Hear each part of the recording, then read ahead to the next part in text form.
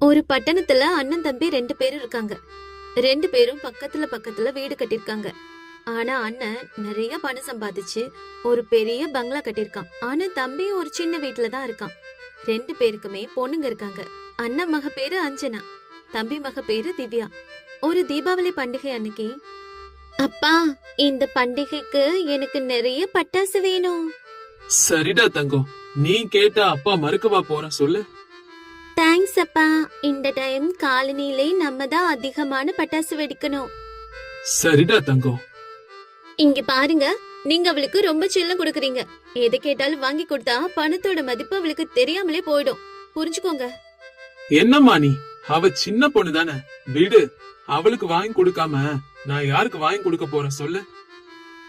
உங்க 2 பேரையும் திருத்தவே முடியாது. இதனாலதான் இவ என் பேச்சப்பெல்லாம் கேட்கவே மாட்டேங்கிறா. அப்படி சொல்லிட்டு அஞ்சனா அம்மா உள்ள போனதுக்கு அப்புறம் அஞ்சனா திவ்யா கிட்ட வந்து பேசுறா.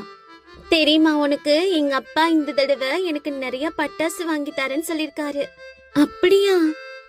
ஆமா. உனக்கு என்னென்ன பட்டாசு இருக்குன்னு தெரியுமா? தெரியாதக்கா, நான் பட்டாசு பார்த்ததே இல்ல. ஆமா, நீ எப்படி பாப்ப? உனக்கு உங்க அப்பா வாங்கி கொடுத்தாதானே பார்க்க முடியும். அப்படி இல்லக்கா, என் அப்பா நான் கேட்டா கண்டிப்பா வாங்கி தருவாரு. உங்க அப்பா வாங்கி தருவாரா? உங்க அப்பா கிட்ட பணம் இருந்தா தானே வாங்கி தர முடியும். அக்கா நீ வேணா பாரு, நானும் உன்ன மாதிரி பட்டாசு வெடிப்பேன். ஃபர்ஸ்ட் உன்கிட்ட புது ட்ரெஸ் இருக்குதான்னு பாரு அப்படின்னு சொல்லிட்டு அஞ்சனா அங்கிருந்து கிளம்பிடுறா. திவ்யா ரொம்பவே வருத்தப்படுறா. கொஞ்ச நேரம் கழிச்சு அவளோட அம்மா கிட்ட, அம்மா எல்லாரும் மாதிரியும் நம்ம தீபாவளி கொண்டாட முடியாதா? ஏன் முடியாது? நம்ம ஒவ்வொரு வருஷமும் தானே கொண்டாடுறோம். அப்படி இல்லம்மா, நம்ம எப்பவும் விளக்கு மட்டும்தான் வைக்கிறோம், பட்டாசு வெடிச்சு கொண்டாடினதே இல்லையே. திவ்யா, இப்ப உனக்கு என்ன ஆச்சுடா? இப்ப பட்டாசு வெடிக்கலைன்னா என்ன ஆக போகுது சொல்லு. அஞ்சனாக்காவை பாருங்கம்மா, பெரியப்பா கிட்ட சொல்லி நிறைய பட்டாசு எல்லாம் வாங்குறா. நம்ம கிட்ட பணம் இல்லைன்னு சொல்றா.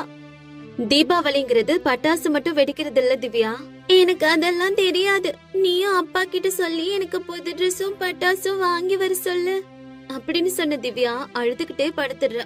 திவ்யாவோட அம்மா மாதவிக்கு என்ன செய்யறதுன்னே புரியல. அப்ப அங்க வர திவ்யாவோட அப்பா சுனில் கிட்ட, மாதவி, சுனில் இன்னைக்கு திவ்யா அழுதுகிட்டே படுத்துட்டா. பாவம், அவ மனசு ரொம்ப கஷ்டப்பட்டிருக்கு.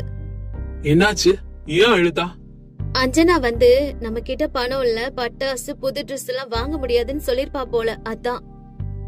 அடட, சின்ன பசங்க இன்னைக்கு ஏதாச்சும் சண்டை போட்டுக்குவாங்க, நாளைக்கு மறுபடியும் ஒண்ணு சேர்ந்துருவாங்க.